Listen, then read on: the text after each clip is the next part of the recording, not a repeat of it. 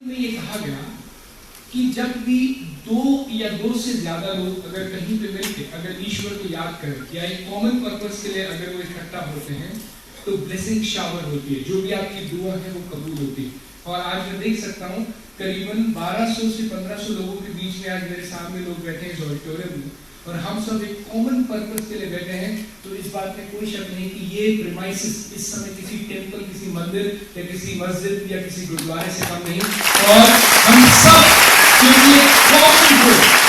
एक कॉमन उद्देश्य के लिए यहाँ पे बैठे हुए हैं। तो ये बात पक्की है, अगर हम सब के दिल से एक भी आदमी अगर ना बचे, और जितने भी लोग यहाँ पे फिजिकली प्रेजेंट हैं, हम सब के दिल से अगर एक ही दुआ, अगर एक ही चीज, अगर कॉमन गोल निकले कि हम सब आरएमपी बिजनेस में डायमंड बनना चाहते हैं, यकीन मानिए ये तथास्तु हम सब लोगों के लिए ऊपर से ईश्वर का वरदान हो सकता है अगर ये कॉमन चीज हम लोग यहाँ पे लेके बैठे हैं।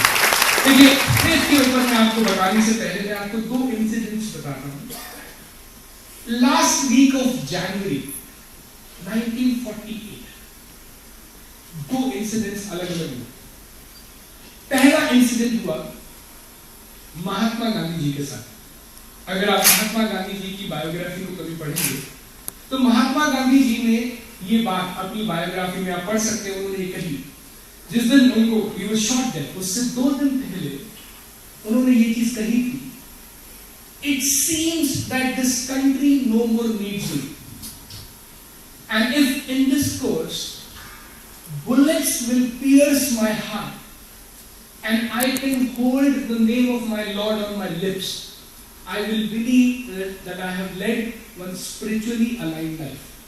मतलब अगर मेरे को ऐसा लगने लगा है कि ये देश शायद अब इस देश को मेरी जरूरत नहीं है, और अगर बुलेट्स, अगर बंदूक की गोली मेरे दिल को छलनी कर दे, 2 दिन later same thing happened. Bullets ने उनके दिल को छलनी किया, ना दिमाग को, ना पैर पे गोली लगी, ना हाथ में गोली लगी, केवल दिल में गोली लगी।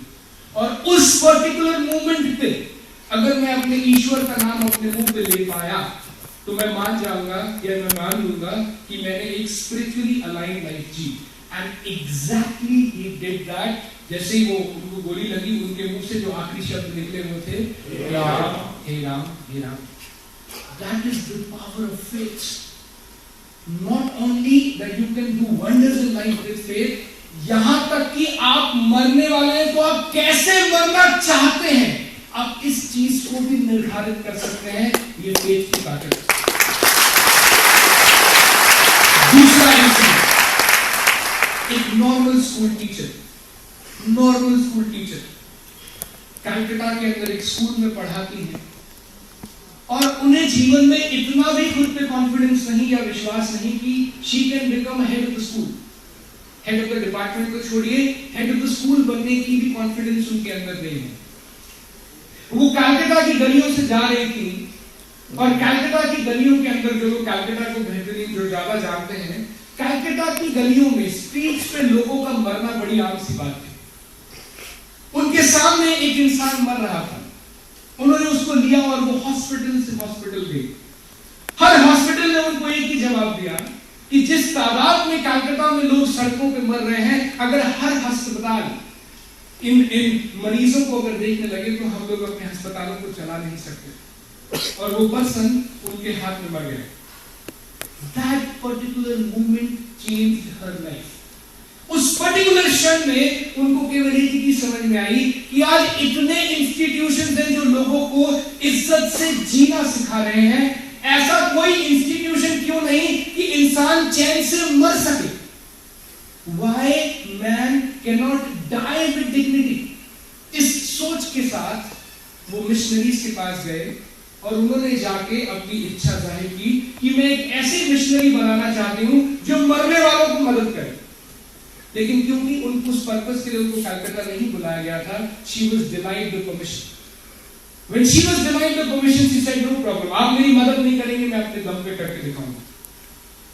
तो जो प्रीस्ट थे उन्होंने उनसे पूछा, आपकी फिजिकल बॉडी में इतनी जान नहीं दिखती, आप फाइनेंशियली साउंड नहीं है, आपकी स्पोकन स्किल्स कोई बहुत अच्छी भी नहीं है, आप में कोई बड़े बड़े कॉन्टैक्ट्स भी नहीं है, आप ये कैसे कर पाएंगे? She said, मुझे नहीं पता ये कैसे होगा, लेकिन मुझे अपने ईश्वर पे पूरा विश्वास है और मैं इसको करके दिखाऊंगी. She ended up becoming Mother Teresa and missionary of charity today. She reached 4 million people in over 120 countries. 40 lakh लोगों को खाना खिलाते हैं आज हर दिन 122 कंट्री से ज्यादा. That was Mother Teresa. ये जो इंसिडेंट्स महात्मा गांधी जी या मदर टेरेसा जी के साथ हुए, ये मेरे और आपके साथ भी हो सकते हैं. सवाल सिर्फ एक है, क्या is our heart anchored in such faith? क्या हमें उस ईश्वर के ऊपर इतना अटल विश्वास है कि मैं ये चीज कर सकता हूं? कई बार हम फेथ क्या होता है? फेथ क्या है? विश्वास क्या है? जो मैं देख नहीं सकता अपनी आंखों से, अगर मैं उस पर यकीन कर सकूं तो ये फेथ है. जो चीज मुझे दिख गई और फिर मेरे को इस पर विश्वास है, ये फेथ नहीं है. मुझे आज 1,30,000 रुपए हफ्ते का चेक नहीं आता, लेकिन मेरे को फेथ है कि मुझे आएगा. Ability to see something, ability to believe on something which I am not able to see is faith. जिस चीज के ऊपर मेरे को डाउट नहीं है, जिस चीज के ऊपर मुझे जजमेंट नहीं होती, दैट इज फेथ. कई बार हम बोलते हैं हाँ हमें विश्वास है. कई बार हम बोल सकते हैं हाँ हम तो मंदिर भी जाते हैं, हम तो गुरुद्वारे भी जाते हैं, हम तो भगवान में भी विश्वास रखते हैं. लेकिन मुझे एक बात बताइए, अगर उस ईश्वर के ऊपर हमें इतना विश्वास है, फिर हम ईश्वर बदलते क्यों हैं? हमारी हालत ऐसी है, सोमवार के लिए अलग भगवान, मंगलवार के लिए अलग भगवान, वीरवार के लिए अलग भगवान, संडे के अलग भगवान, 16 सोमवार, 15 शनिवार. Why we change our gods? Because faith is not so total. ये विश्वास उतना पक्का नहीं है. हालांकि कम्युनिकेशन भी ऐसे होती है, ये एक नया मंदिर बना, ये जाइए, ये आपके लिए बेहतर कुछ करके दिखा सकता है. Right or wrong? With the speed of Nokia introducing new models in the market, we change our gods. क्या हम लोग उस अकाल मूर्ख जिसको हम बोलते हैं, किसी भी नाम से लीजिए, क्या हम उसके ऊपर इतना अटल विश्वास करते हैं कि वो मेरे साथ जो करेगा तो सही करेगा? मैं आपको एक एग्जांपल देता हूं. आप सोच के देखिए, एक बच्चा मेरे पास आए और एक बड़ी रोड है और एक बड़ी रोड को मैं क्रॉस करना चाहता हूं, लेकिन वो बच्चा क्योंकि अकेला क्रॉस नहीं कर सकता, तो वो बच्चा भी मेरे पास आया और उसने बोला अंकल मेरे को भी प्लीज अब रोड क्रॉस करा दीजिए, एक हेवी ट्रैफिक है. मैंने अपनी उंगली उस बच्चे को दी और बोला बेटा इस उंगली को पकड़ लो और मैं रोड क्रॉस करने लगा हूं, मेरे साथ साथ आप भी क्रॉस कर सकते हो. अभी बच्चे ने केवल मेरी उंगली देखी और मेरी उंगली को पकड़ लिया. अभी मैं क्या किया, 5 स्टेप आगे गया. 5 स्टेप आगे जाने के बाद मुझे एनालिसिस हुआ एक बड़ा ट्रक आ रहा है, तो मैं 4 स्टेप साइड में. कई बार मैं 2 स्टेप पीछे भी गया, कई बार मैं 6 स्टेप आगे भी गया, कभी कभी मैं राइट पे भी गया, बट इवेंचुअली मैंने रोड क्रॉस की और उसको भी रोड क्रॉस करा. मेरे लिए वो क्या था? मेरे लिए इट वाज रिस्पांसिबिलिटी कि मुझे बच्चे को रोड क्रॉस करानी है. उस बच्चे के लिए क्या था? It was a game. He was having fun. उसको मस्ती सूझ रही थी. उसने मेरे से ये सवाल नहीं किया कि अंकल मैंने आपको रोड क्रॉस कराने के लिए बोला था, आप साइड में क्यों चल रहे, आप 2 स्टेप पीछे क्यों जा रहे हो? अगर उसको ये सवाल पूछने थे तो ये सवाल वो मेरे से उंगली पकड़ने से पहले पूछता. लेकिन एक बारी उसने उंगली पकड़ ली, उसके बाद all questions he receive. Doubt enough till you have faith. Impose your faith, stop doubting. Doubt enough till you have faith. तब तक शक करें जब तक विश्वास ना हो जाए. लेकिन जब विश्वास हो जाए तब कम से कम आप उस पर डाउट करना बंद कर दें. लेकिन हमारे साथ होता क्या है, बीच रोड में जाके हमारी समझ उस अंकल की समझ को चैलेंज करने लगती. बिल्कुल बीच रोड के अंदर, ये अंकल लेफ्ट पे ज्यादा जा रहा है, ये अंकल राइट पे ज्यादा जा रहा है, क्योंकि हमें डाउट करने की, हमें जज करने की बीमारी है ना. हम उस देश में पैदा हुए हैं जिस देश के अंदर हमें हर पल प्राइम मिनिस्टर बेवकूफ लगता है. टीवी पे बैठ के 2 मिनट लगाते, ये सचिन तेंदुलकर को ना इस तरीके से शॉट खेलना चाहिए. सचिन तेंदुलकर कौन है? 100 सेंचुरीज मार चुका है. ये भाई साहब कौन है? पीछे गली में पहली बॉल पे कैच पे आउट हो जाते हैं. इनवेरिएबली लोग ऐसा बोलते हैं, जिस तरीके से ये आरएमपी चल रही है ना, ये बंद हो जाएगी। ये जिस तरीके से विकास जी अपने बिजनेस को चला रहे हैं ना, ये ज्यादा दिन टिकने वाला नहीं है। विकास जी कौन है? जिनकी 23,000 लोगों की टीम है, 4.5 साल बिजनेस में दे चुके हैं और 2 करोड़ 40 लाख रुपए कमा चुके हैं। ये भाई कौन है? इनकी 2:1 की रेशियो है, जिसमें 2 लोग ऊपर वाले ने लगाए और ये उसको सो कॉल्ड पावर बोलने की हिम्मत रखी।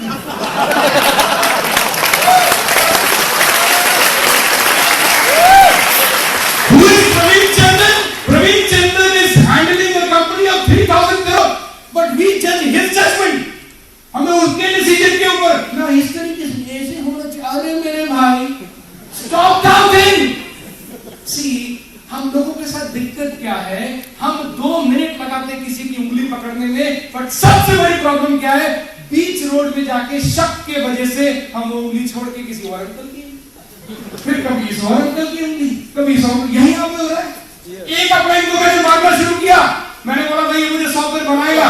35 स्टेप पे जाके मुझे लगा ये उतनी अच्छी मेरी सिलेक्शन नहीं थी, ऐसा ना अपनाएंगे।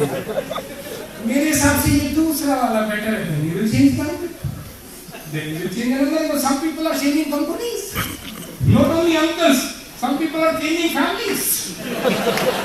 इसको बदल, उसको बदल लो। See, it will not happen like this. इस तरीके से आप कहीं पर भी नहीं पहुंच सकते। And stop doubting. Please understand, sir. Please understand. Faith काम करता है। In fact, मैं आपको बताऊं, faith अकेला ही काम कर जाता है। शर्त ये है, सवाल ये है, मेरा faith है कितना अटल, मेरा faith कितना अडिग है, मेरा विश्वास कितना पक्का है। मैं आपको एक और चीज बताता हूं, और ये बहुत कमाल की बात है faith के बारे में। हम लोगों को बहुत ही गलतफहमी है कि हमें लगता है कि जिस चीज के ऊपर हम विश्वास कर रहे हैं, ये चीज हमें ताकत दे रही है। मैं आपको आज एक राज की बात बताता हूं। See, result is not dependent upon your object of faith. Result is dependent upon your faith in that particular object. जिस चीज पे आप विश्वास कर रहे हो, वो ताकतवर नहीं है। आप कितना विश्वास उस चीज में रखते हो, वो ताकतवर है जो आपको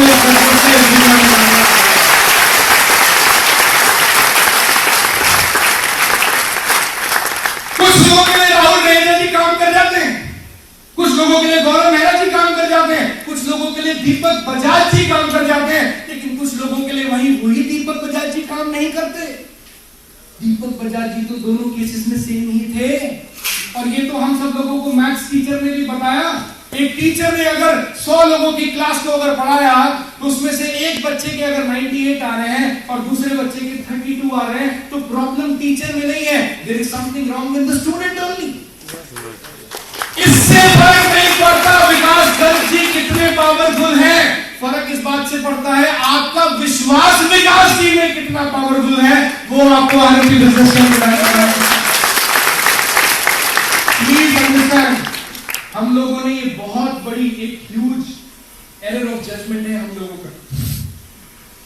Ramayan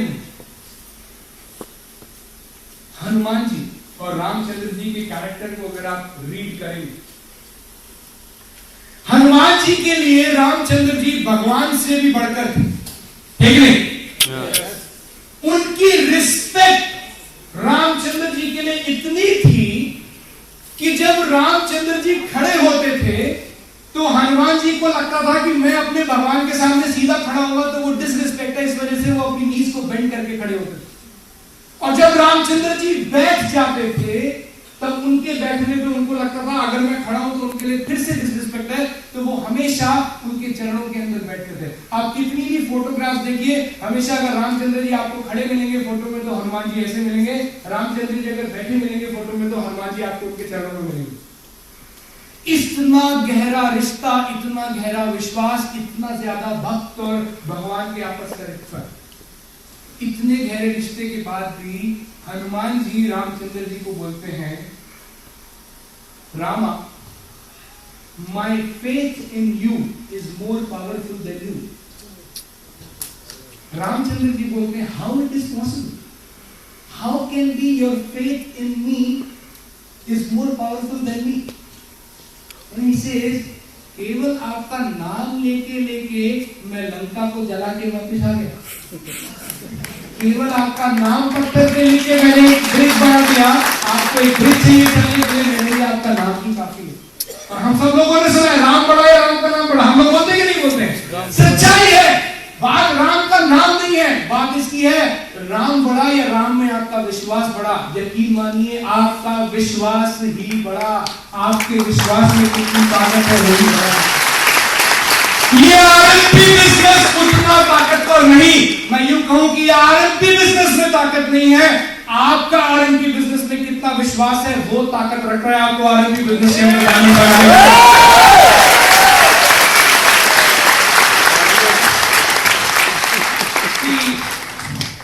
The power of your faith, the power of the object of your faith, ये बात मैंने फेसबुक पे भी लिखी थी।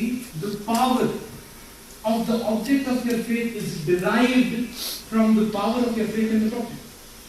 आपको अपने ऑब्जेक्ट पे कितना, यही वजह है किसी आदमी के लिए पेड़ काम कर जाता है, किसी के लिए पत्थर काम कर जाता है, किसी के लिए सितारे काम कर जाते हैं, किसी के लिए मूर्ति काम कर जाती है, क्योंकि एक्चुअली ताकत उस मूर्ति में, उस पेड़ में, उस पत्थर में, उस सितारे में नहीं, आपके फेथ के अंदर है, उस पर्टिकुलर ऑब्जेक्ट के लिए। फेथ तो ऐसा ही चाहिए, फेथ ऐसा चाहिए जो अटल फेथ हो। एंड बॉटम लाइन इज, क्या हमारा फेथ इतना ताकतवर है?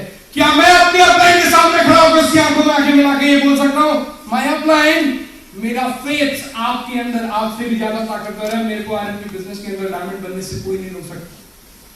क्या इतना फेथ आपके अंदर है? Yes. क्या इतना फेथ आपके अंदर है? Yes. अगर ये फेथ है और अगर ये नहीं भी है तो ये कैसे आएगा?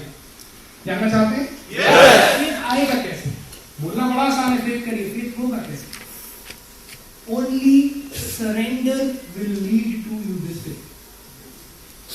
आपका संपूर्ण समर्पण ही केवल आपको फेथ दिला सकता है। See, सरेंडर क्या होता है?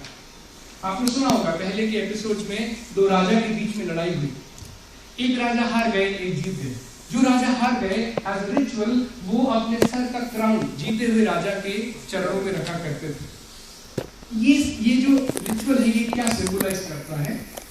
जो हारे हुए राजा हैं वो क्या कह रहे हैं, सिंस आपने मेरी किंगडम को जीत लिया तो आज से मेरा राज्य और मेरे राज्य के लोग और उनका वेलफेयर भी आपकी जिम्मेवारी हुई। तो my Lord, hereby I transfer my responsibility to you so that you can please take care of the welfare of my particular kingdom. Surrender means transference of responsibility. क्या अपनी जिम्मेवारी को आप उस लॉर्ड के ऊपर ट्रांसफर कर पाते हैं? Complete surrender. सी मुंडन कराते हैं, yes. मुंडन समझते हैं? yes. मुंडन भी वही है। वो रिचुअल क्या सिग्निफाई करता है? हम ईश्वर को कह रहे हैं, because for us this is crown. हम मुंडन करा के उस ईश्वर को कह रहे हैं, हे ईश्वर, ये जो क्राउन है आज से इस बच्चे की जिम्मेवारी मैंने आपको दे दी, ये आपका बच्चा है जो मेरे साथ जो पल के बड़ा होगा, आज से इसकी और हमारे परिवार की जिम्मेवारी आपकी। That is called as complete surrender. Surrender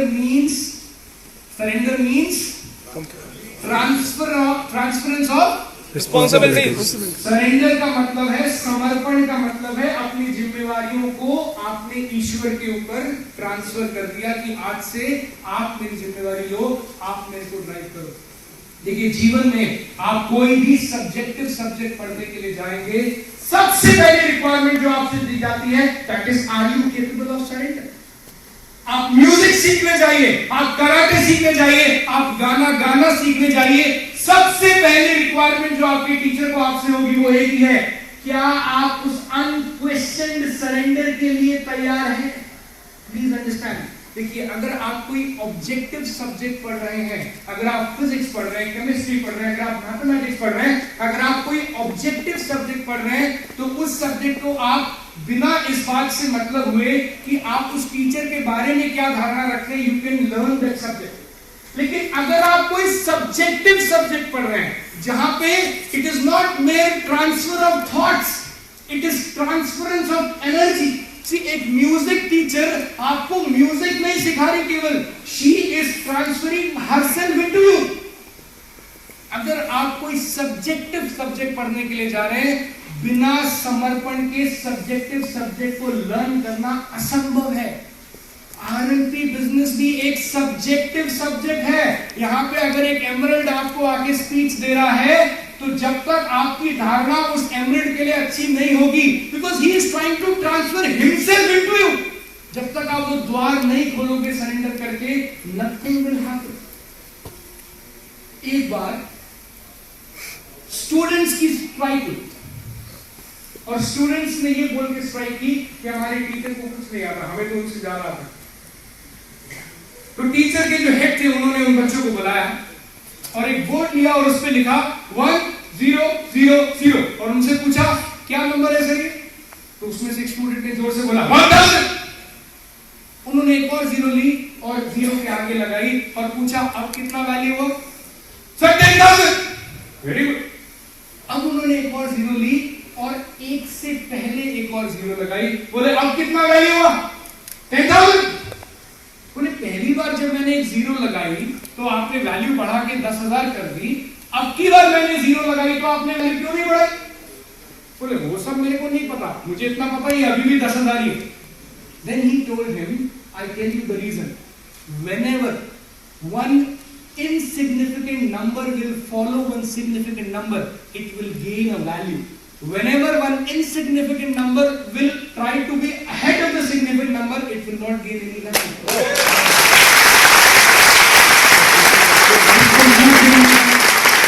इस बिजनेस के अंदर अगर आप अपने आप को अपनी अपनी से ज्यादा गुरुत्व समझते हो, nothing will move. Nothing. ये बिजनेस है ही ऐसा, it is a subjective subject. Without surrender, आप इस बिजनेस के अंदर वो अटर फेथ की सीमा पे पहुंच ही नहीं सकते। आपको तैयार है सरेंडर करने के लिए? Yes! Are you guys ready? Yes! Are you guys ready? Yes! See, जब आपने सरेंडर किया, see, अगर मैंने अपने आप को ईश्वर को सरेंडर ही कर दिया, अगर मैंने अपने आप को, अपनी जिम्मेवारी को ईश्वर के ऊपर सरेंडर ही कर दिया, फिर कुछ भी हो, कोई अप्स हो, कोई डांस हो, कुछ भी अगर लाइफ के अंदर हो, मेरे को उसको एज ए पॉजिटिव देखना चाहिए। जब मैंने जिम्मेवारी दे ही दी, या तो अगर मैं जिम्मेवारी देता नहीं, लेकिन अगर मैं अपनी जिम्मेवारी दे ही दूं, फिर उसके बाद मेरे को उसकी इंटेलिजेंस को जज करने का कोई हक नहीं। सी, एक बार एक हस्बैंड वाइफ और एक बोट का नाम, वो समुद्र में जा रहे थे तो कुछ बवंडर सा आया, तो जो बोट थी वो हिलने लगी। जब बोट हिलने लगी तो लेडी जो थी वो घबराने लगी, क्योंकि वुमन का नेचर है, वो जल्दी घबरा जाते हैं। थोड़ी देर के बाद उस वुमन को इस बात से कम डर था या इस बात से कम गुस्सा था कि ये बोट हिल रही है, इस बात से ज्यादा गुस्सा था कि मेरा हस्बैंड इतना काम क्यों है, ये इतना शांत क्यों है, इसको डर क्यों नहीं लगा। तो उन्होंने उसको गोली मार के बोला ये क्या बदतमीजी है तुम्हारी, हम इस सिचुएशन के अंदर है, we can die any time, और इसमें भी तुम बड़े आराम से हो। तो उस हस्बैंड ने एकदम इमीडिएटली चाकू लिया और अपनी वाइफ के गले पे लगा दिया। तो उसकी वाइफ ने उसको ऐसे देख के बोला ये मस्करी और मस्ती करने का समय। तो उसके हस्बैंड ने बोला तुम्हें क्या लग रहा है ये मस्ती कर रहा हूं, मैंने चाकू लेके तुम्हारे गले पे रख दिया and I can cut your throat any time, तुमको ये मजाक क्यों लग रहा है? तो उसने पलट के बोला सी, मैं जानती हूं कि तुम मुझसे कितना प्यार करते हो, तुम चाह के भी मुझे मार नहीं सकते। The man slowly withdraws the knife and he said the exactly same thing to his wife. I know कि वो मेरे पे कितना प्यार करते हैं, वो चाह के भी मेरे को कोई भी हानि नहीं है।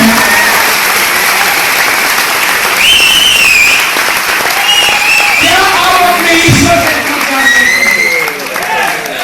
क्या आपके अपने के सामने आरंभी के सामने आपका, और अगर वो कंप्लीट सरेंडर है, फिर क्यों डरते हो?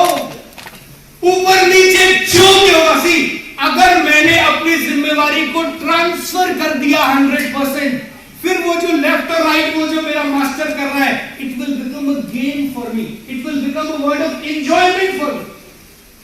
दीपक सर यहां बैठे, आप जाके कभी भी पूछ लेना, विकास जी यहां बैठे, राहुल जी बैठे, दीपक बजाज जी के ऊपर मेरा विश्वास इतना डर, उन्होंने जैसे राहुल जी ने बोला सच्चाई है, उन्होंने अगर ये बोल दिया गौरव तेरी जरूरत है, तो सवाल ये नहीं होगा क्या, सवाल होगा कहां पे आना है। क्यों? It was unquestioned surrender. Not आपके सामने खड़ा है ऐसा successful person. It is not because Deepak Bajaj ji R&B is very powerful. They are very powerful. लेकिन वो बाकी 1 लाख लोगों के लिए भी उतने ही पावरफुल थे. लेकिन मेरा विश्वास दीपक बजाज जी में वो और 1 लाख लोगों से ज्यादा विश्वास था. This is the reason I am good at it.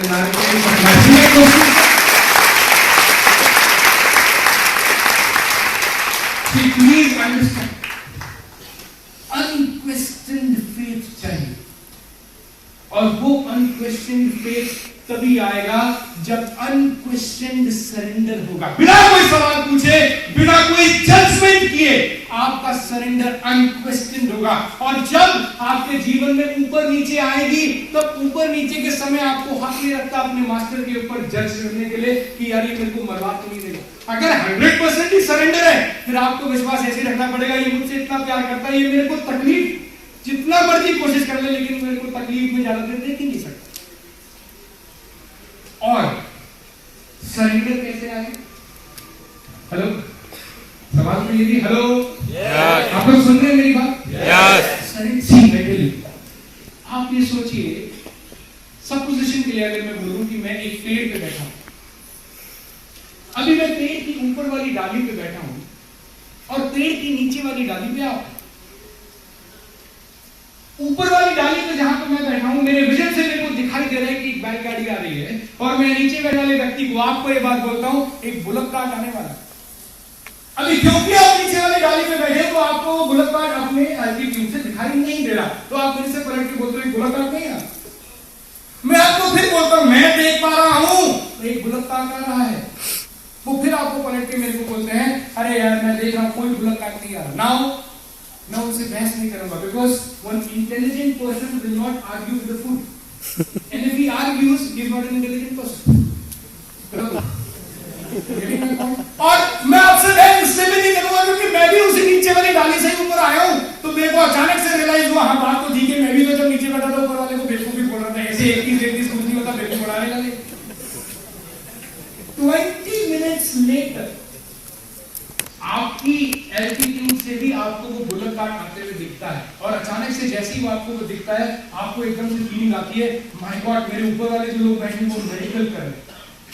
Medical कुछ नहीं है सर, इट इज एक्चुअली मैं जिस डाली के ऊपर बैठा हूं मेरा विजन वहां से क्योंकि आपसे बहुत बड़ा है. That is why I can see the bigger picture. See हम हमेशा जिस तकलीफों में घिरे होते हैं हम केवल उन तकलीफों को ही देखते हैं, लेकिन उस तकलीफों के बाहर की जो लार्जर पिक्चर है वो हमें दिखाई नहीं देती. वो हमेशा हमारे से ऊपर जो बंदा डाली पे बैठा वाला है वही दिखा के हमें बता सकता है.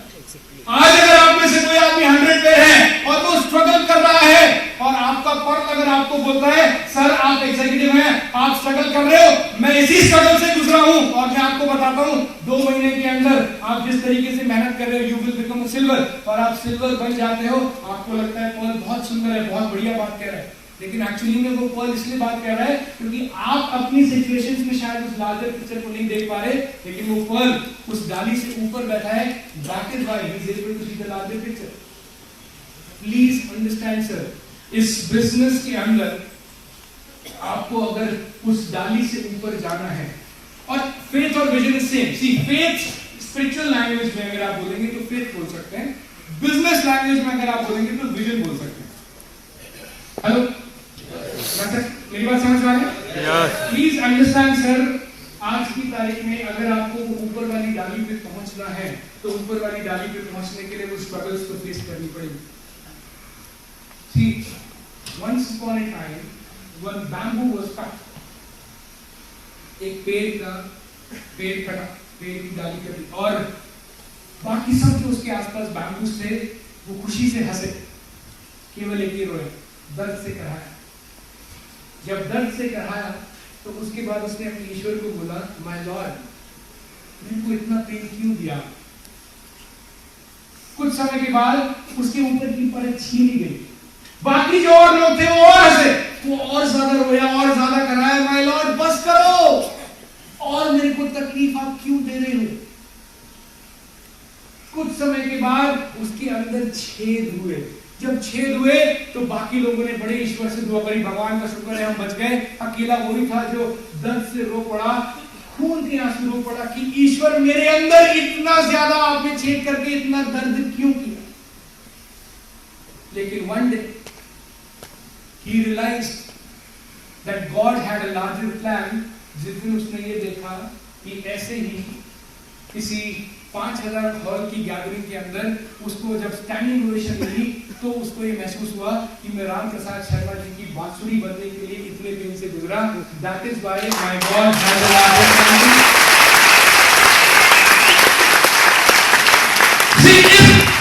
व्हाई कई बार ईश्वर हमारी इतनी टेस्टिंग क्यों कर रहा है। But if you are not tested you will not be created. अगर आपको कुछ क्रिएशन करना है, अगर आपको कुछ बनना है तो आपकी टेस्टिंग होनी लाजमी है। और अगर लाइफ आपको टेस्ट नहीं कर रही इसका मतलब ये नहीं है कि ईश्वर की कृपा आप पे हो गई। अगर लाइफ आपको टेस्ट नहीं कर रही it means life is given upon you. Life ने, ईश्वर ने भी आपसे उम्मीद छोड़ दी कि आपकी बस की कुछ नहीं है, छोड़ो इसको। अगर लाइफ में आपकी टेस्टिंग हो रही है इट मींस वो ईश्वर आपको कुछ बनाना चाहता है। सी मसल्स जो सबसे ज्यादा चैलेंज होती है वही सबसे ज्यादा स्ट्रॉन्ग बनती है। राइट और wrong? The muscles which are tested the most become the strongest in the body। अगर आपकी आज टेस्टिंग नहीं होगी तो वो ज्यादा खतरनाक बात है, क्योंकि ईश्वर ने भी आपको ये सोच के छोड़ दिया कि वे कुछ नहीं कर सकता।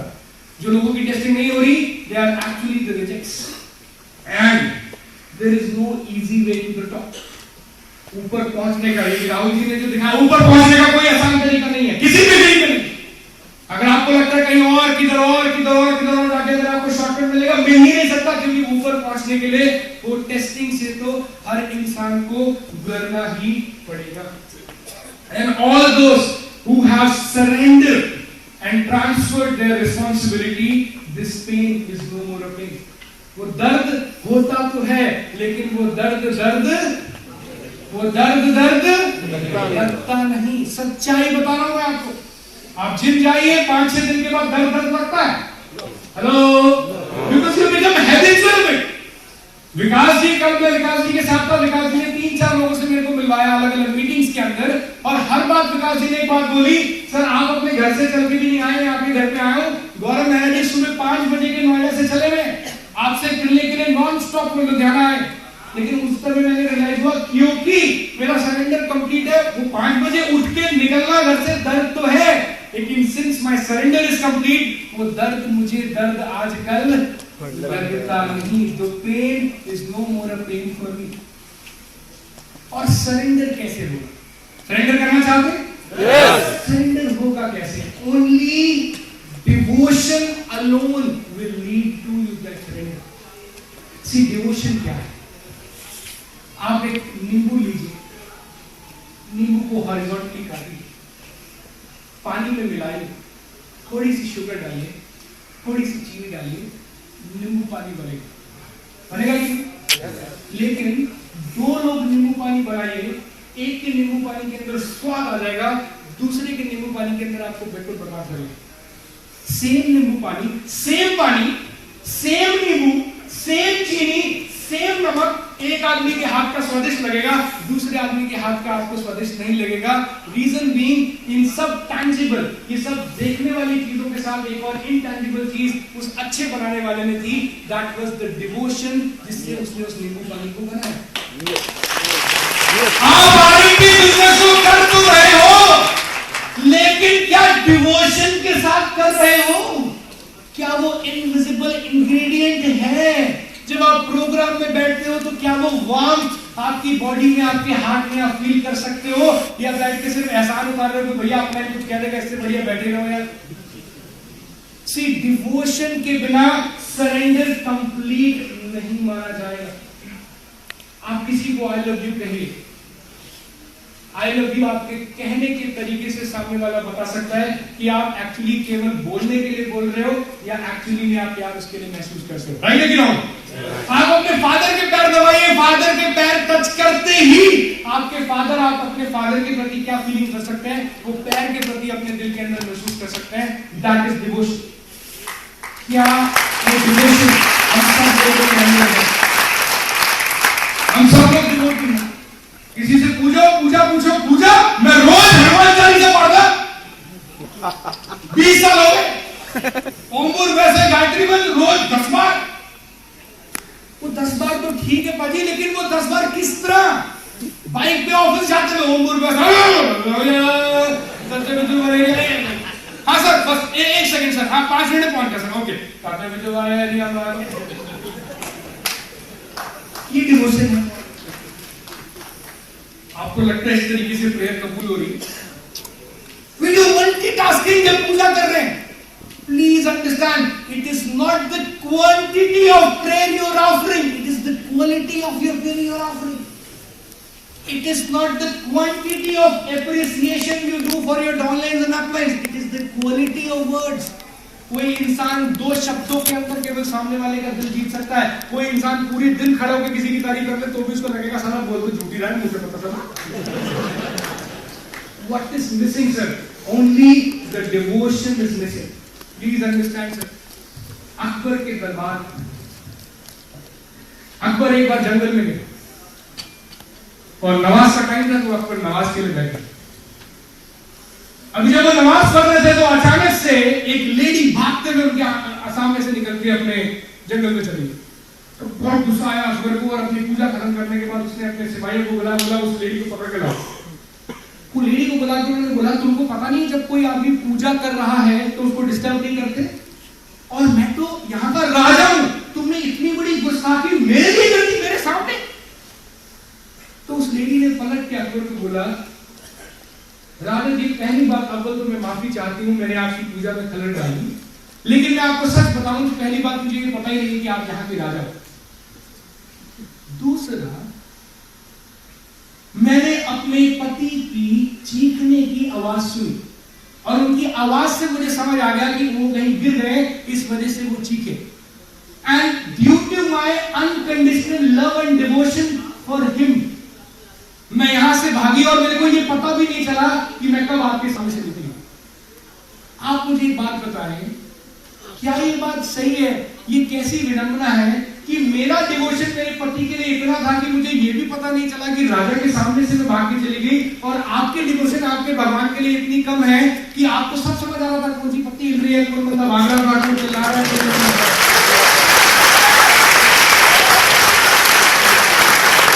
Whenever you are sitting in a program, are you sitting with that devotion in the program?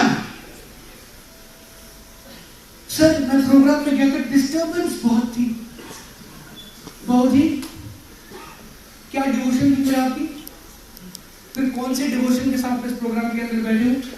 अगर आप इस एटीट्यूड के साथ अगर आप इस प्रोग्राम के अंदर बैठे हो, then nothing will happen, कुछ नहीं होने वाला। See, this is scientifically proven now. It is only the state of non-doing, where the vibrations are transferred in your heart. मैं सरल भाषा में बताता हूं, जब आप पूरा प्रोग्राम कर रहे हैं, उस पूरे प्रोग्राम से 100 गुना ज्यादा ताकतवर वो 2 मिनट प्रोग्राम के बाद आपका रुकना और अपने आप से अकेले में बात करना है, ये जो प्रोग्राम हुआ इस प्रोग्राम से मैं अपनी जिंदगी बदल के रख दूंगा। लेकिन हमारे साथ क्या होता है, the moment programme is over, ऐसा लगता है जैसे कोई पिक्चर का शो खत्म हुआ है और we should be the first one in the race और मैं सबसे पहले अपने घर चला जाऊं। See, your home will remain there even 15 minutes later. वो कहीं नहीं भाग रहा है, लेकिन actually it is not about the whole 5 hours of the program. It is about that 5 minutes which you are spending alone with yourself. और उसी state of non-doing के अंदर ये आरती आपके subconscious mind में है। It is not about chanting. It is not about taking name. Sir मैं आरती business में इंडियो बिजनेस 1,000 कर लो। 1,000 बार हनुमान चालीसा बोलने से होगा क्या अगर आप उस चीज को महसूस ही नहीं करते तो?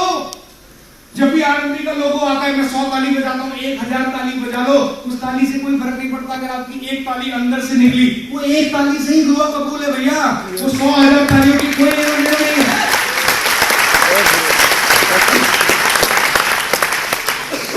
प्लीज अंडरस्टैंड सर, जब भी प्रोग्राम खत्म हुआ करे, कोई भी आरएमपी का कोई प्रोग्राम खत्म हो, कोई भी आप पूजा करने जाएं, आप देखिए टेंपल्स में, मस्जिद में, मंदिर में, हर जगह पे एक जगह बनी होती है जहां पे आदमी बैठ के आता है। ऐसा होता है कि नहीं होता? बट हम लोग क्या करते हैं, जैसे बिल्कुल कोई ड्यूटी है, अटेंडेंस थोड़ा लगाने जा रहे हैं यार, भगवान से भी कोई नेगोशिएशन हो रही है। प्लीज अंडरस्टैंड सर, डिवोशन चाहिए। आप कभी विनोद अग्रवाल जी को सुना कभी? यस। आप कभी विनोद अग्रवाल जी को सुनिए, वो जब गाना गाएंगे tears will come out of his years. आता है कि नहीं आता? यस। कभी विनोद अग्रवाल जी से जाके किसी ने पूछा आपने आज बहुत अच्छा गाया, तो उन्होंने पलट के बोला अरे मैं तो अपने कृष्ण जी के लिए गा रहा था, इट वाज ओनली इंसिडेंटल कि आपने भी सुना क्या? That is devotion. आज वो आए थे सुनने मुझे, मैं तो उनके सामने उनके लिए गा रहा था। That is devotion. आप इस प्रोग्राम में बैठे हैं, स्पीकर की बात को सुन रहे हैं, थोड़ा बाहर बम भी फट जाए आपको कोई पता नहीं, कोई फर्क नहीं पड़ता, और आप बाहर जाके लोगों से बोले अच्छा बम फटा क्या, अगर आप उस स्टेट के अंदर हो, then you can see I am devoted to RMP. और ऐसे लोग हैं, आरएमपी जी रहे हैं, आरएमपी खा रहे हैं, आरएमपी पी रहे हैं, और उनको आरएमपी में रिजल्ट्स मिल रहे हैं, क्योंकि आरएमपी जितनी मर्जी ताकतवर हो, लेकिन अगर उनका फेथ आरएमपी में ताकतवर है तो वो आरएमपी उनको रिजल्ट्स दे रहा है।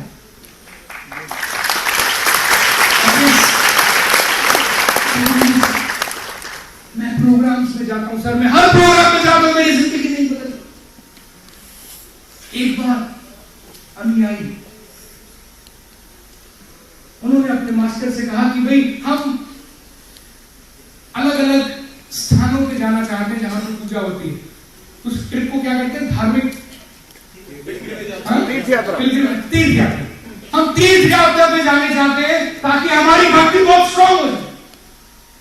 तो मास्टर ने उनको बोला वेरी गुड, आपने बहुत अच्छा डिसीजन लिया है, ये प्लीज एक करेला लीजिए, और एक करेला भी आप मेरी तरफ से जहां जाएंगे ईश्वर के चरणों में रख दीजिए।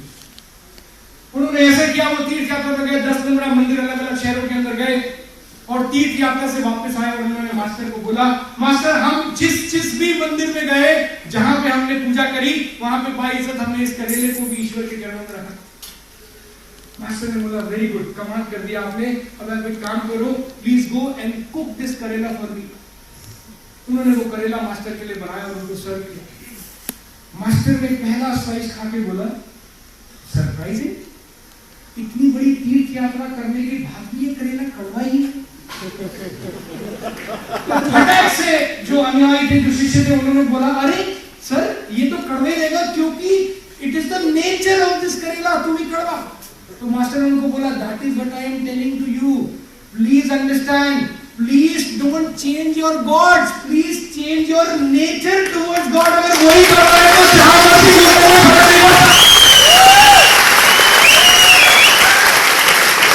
आप 1000 एनजीओ 1000 रेजिडेंशियल में चले जाओ, जब तक आपके खुद के नेचर में ट्रांसफॉर्मेशन नहीं आएगी, ये प्रोग्राम्स आपकी मदद आरएमपी बिजनेस के लिए नहीं कर सकते। लेकिन if you are ready to change your nature, अगर आप अपने नेचर को चेंज कर सकते हैं, believe me everybody sitting in this hall is capable of doing जो मदर टेरेसा जी ने किया, जो महात्मा गांधी जी ने किया, जो राहुल जी ने किया। छोटी बात है क्या? 2 मिनट पहले उन्होंने फोटो दिखाई, आपने फोटो देख ली भैया। आप सोच के देखो, जो इंसान 2500 रुपए का सेकंड हैंड स्कूटर लेके आता है, आज 1 साल के अंदर आपको बोलता है कि उसने लगभग 1 करोड़ रुपए बैंक अकाउंट में देखा। It is not a small thing to do. You can also become like Rahul Raheja ji, you can also become like Deepak Bajaj ji, you can also become like Vikas ji, but question is your faith that unquestion? क्या आप उस unquestioned surrender के लिए तैयार हैं, और क्या आप उस डिवोशन के लिए तैयार हैं? तैयार हैं? क्या हम लोग डिवोशन के लिए तैयार हैं? क्या हम ईश्वर को ऑफर करने के लिए तैयार हैं? मैं एक चीज और आपको लास्ट में बोलूंगा, ईश्वर के पास हम जब भी जाते हैं कोई ना कोई बेस्ट चीज लेके जाते हैं। आप जाएंगे तो बेस्ट कोकोनट लेके जाएंगे, हेलो, बेस्ट फूल माला, फ्रेश, एवरीथिंग इज फ्रेश। पर एक बार सोच के देखिए, जो फूल आप ईश्वर पे चढ़ा रहे हैं वो फूल भी उसी के, जो कोकोनट आप ईश्वर के ऊपर चढ़ा रहे हैं वो कोकोनट भी उसी के, जो पानी और दूध आप ईश्वर पे चढ़ा रहे हैं वो दूध और पानी भी ईश्वर के हैं। तो ईश्वर की चीज को आपने ईश्वर पे चढ़ा दिया तो क्या बड़ा काम किया? सी God has given us all these raw materials, सब कुछ ईश्वर का दिया हुआ है, लेकिन अगर मैं और आप आज डिसाइड करें gathering all these raw materials for materialistic things, If I can make a finished goods called as work, and I can offer the best work to my Lord, that will be the best offering from me to my Lord. अगर मैं कोई भी काम इस जीवन में करूं, अगर मैं ये ठान लूं कि आज के बाद मैं जो भी काम करूंगा मैं पूरा दिल लगा के 100% बेस्ट करूंगा, उससे ज्यादा बड़ी ऑफरिंग ईश्वर के लिए हमारी तरफ से और कुछ हो ही नहीं सकती। आप सोच के देखिए, बाकी तो आप जो भी उसको ऑफर कर रहे हो उसी का ही है, लेकिन वो सारी चीजों को एज एन इनपुट लेके अगर मैं अपनी बॉडी से उसको प्रोसेस करके एक फिनिश्ड गुड नामक वर्क को अगर मैं बेस्ट बना पाया, it's the best offering from my side to my lord. और अगर आप ऐसा सोचते हैं, आप जहां जाएंगे वो आपका टेंपल है। आप आरएनपी करने किसी के घर पे होम मीटिंग करने गए, आपकी होम मीटिंग आपका टेंपल बन गया। मेरे भाई, your attitude should be, today my Lord is watching me, my home meeting should be the best thing. आप घर जाइए अपनी वाइफ के पास, that home will become a temple and you should feel today I will behave like the best husband because आज ये temple है और ईश्वर मुझे अपनी वाइफ के साथ देख रहे हैं कि मैं उनको कैसे ट्रीट करता हूँ। Wherever you go, आप एनजीओ करें, आप बीओपी करें, आप रेजिडेंशियल करें, अगर आप होल हार्टेडली अपना बेस्ट लेके उसको करेंगे, that is the best offering to the Lord। तो मैं ईश्वर से दुआ करता हूँ कि जितने भी लोग यहां पे बैठे हैं, हम सब लोगों को ईश्वर इतनी सद्बुद्धि दे, इतनी ताकत दे कि हम भी और हमारा फेथ भी इतना ताकतवर हो सके कि हम अपने अपलाइन, अपने लीडर्स, अपने सारे वेल विशर्स के सामने खड़े होकर आंखों में आंखें डाल के बोल सके, my upline, today I am telling you my faith in you, मेरा विश्वास आपके अंदर आपसे भी ज्यादा ताकतवर है। ईश्वर करे आप सब लोगों को वो ताकत मिले। Thank you so much. जय हिंद, जय भारत।